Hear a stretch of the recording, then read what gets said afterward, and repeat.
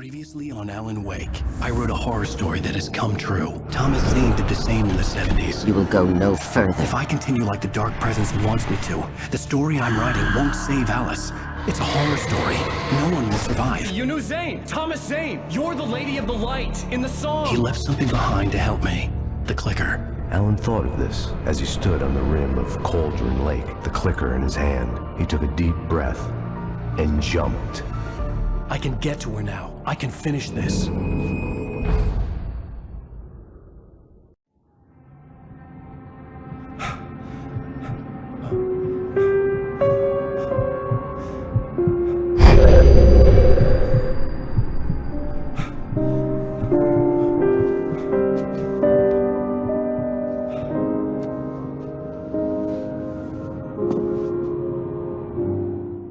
I had a hangover. My head was about to explode and the light hurt my eyes. I needed my sunglasses and painkillers to dull the pain. In one of my finer moments of self-deception, I swore to quit drinking.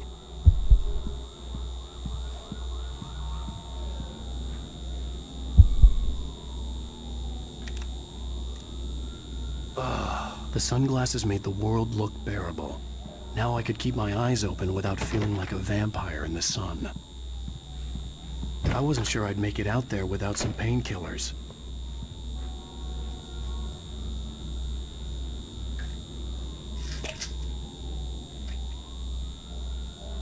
The pills worked fast. The prospect of being awake started to seem bearable again.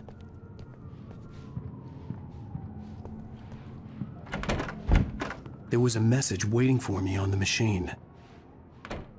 You have one new message. Ow! Are you still asleep? Wakey, wakey! You should have your show on your TiVo. If Alice wasn't too mad to record it. Now, she called me earlier and really chewed me out. Yeah, we went a little overboard last night. But parties are a part of this business. Al, look, I'm saying this as your friend. She's not doing your career any favors by trying to run your life like that, okay?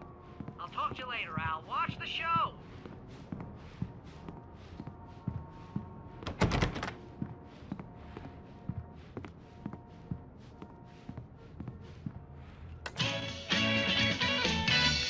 Ladies and gentlemen, welcome back to the Harry Garrett Show. Thank you. Thank you, everybody. We have a great show tonight. I've been talking with the best-selling author Alan Wake about his new book, The Sudden Stop. Yeah, good read. Go buy it. No, it is a good read. Look, I'm gonna be honest here. Is that wise? No, but I'm gonna do it anyway. I got people who give me the lowdown on books. I'm a busy guy. But this one, I actually read from cover to cover. I mean, I'm a big fan. Wow, thanks. Now, this might be a spoiler for those who haven't read the book yet. Based on the sales figures, the 2 people out there who haven't read the book yet. But this last book is all about the death of the main character, the hard-boiled New York detective, Alex Casey. Now, there's been a lot of outrage about this. Why the hell did you kill Casey? What the hell were you thinking, man? Good riddance. No, seriously though. 7 years and 6 books is a long time. He was a gloomy guy to spend all your working hours with, and it was a good run. But it's time to explore new things. My next book will be a departure from the old for me. You selfish bastard, always thinking of yourself. Well, you've certainly given us a lot of entertainment over the years. And now that you mention it, Casey was a gloomy guy. Never had much luck with his love life with the ladies. Was that autobiographical in any way? Yeah, no kidding. Casey's lady friends tended to die on him. With Casey, it was all about his pain. No, nothing autobiographical about that. I'm a happily married man. My wife is my muse. Well, congratulations. That's great to hear. So, how's the publicity tour been treating you? Good, great. But I gotta say, I'm glad to be back home in New York. Well, you've certainly been on the news a lot lately. Lots of parties and, you got into a fight with some paparazzi. Oh, man. Well, that guy was really in my face. I lost my temper. I know that wasn't cool. You are famous for that temper. Well, I did also write several books. Well, your latest novel is called The Sudden Stop, and it's in bookstores now. Go get it. That means the two of you out there who haven't bought it yet. Ladies and gentlemen, that's all we have for you tonight. I want to thank all our guests for the evening. Alan Wake, Sam Lake. Once more, do the face for a Sam. There we go. And our musical guests, Poets of the Fall. Thank you. At least I'd been funny. I told myself I could live with that. Hey, honey. Did you watch the show? I didn't say anything stupid if that's what you want to know. Okay, Grumpy. You want an aspirin or something? Are you going to start with me about drinking now? You know what? I should have followed Go her back to sleep, advice, Alan. but suddenly I was angry. What? Now you can't even talk to me? Well, this morning I was angry because you said you'd be home at midnight and you showed up at 7 a.m. and passed out in mid-sentence. Now I'm over it. Are you angry? This goddamn tour. It's gotten out of hand. Oh, honey. It's almost over, right? We can get back to normal. Then you can start writing again. I'm sorry, honey. Alan, you're not thinking straight. Just take a shower and go back to bed, huh? Yeah, you're right, honey. I'm sorry. Once this is over, let's go away together. A vacation. Just you and me. Some peace and quiet.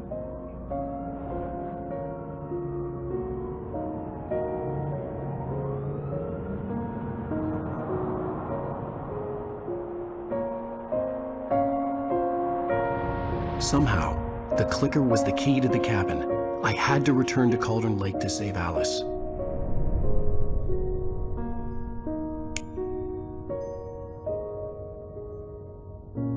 I'm going back to the lake to finish this. I'm going to write an ending to the story in the manuscript on my own terms, to make it all right. Why can't you just write it here? The last page is still in the typewriter. I need to read it first. Everything needs to be just right. Zane tried to cut some corners, and it didn't end well.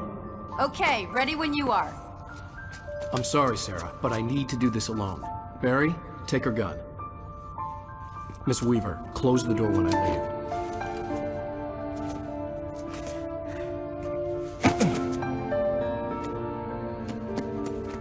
Good luck, Al. See you later.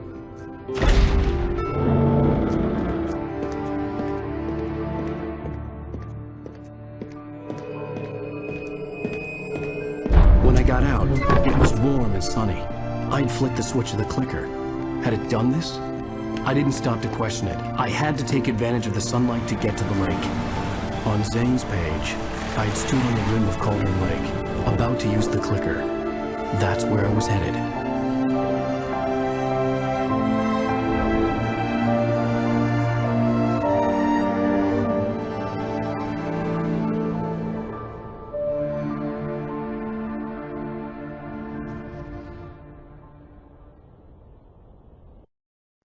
Alone, in daylight, surrounded by the beauty of the Pacific Northwest landscape. It was hard not to let doubt creep in one last time. I could still chalk everything up to a dream, a delusion. I had enough imagination to make up something like this, having been in the cabin all this time, trapped in a story inside my head, gone mad from grief over Alice's death like Hartman had claimed. There would be no way of knowing. I told myself it didn't really matter. My course was set.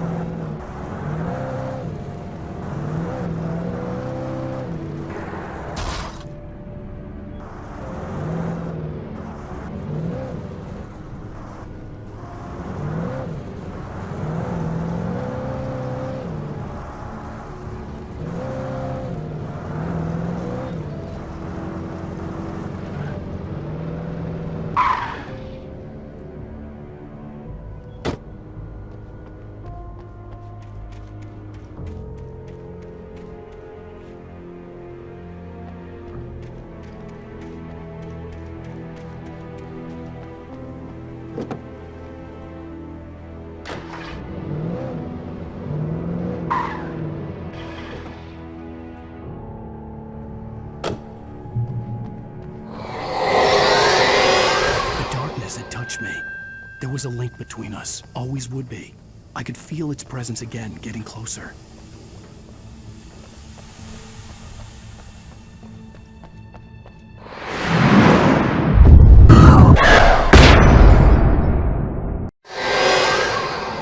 I will kill your wife.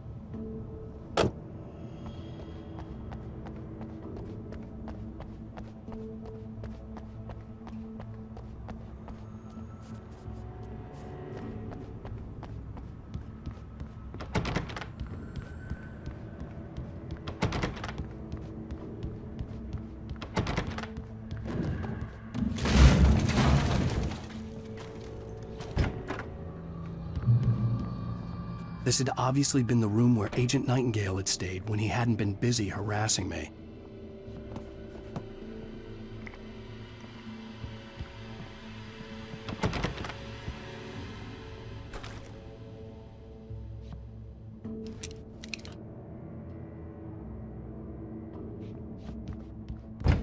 Look after yourself and your co-workers. Could have fooled me, pal.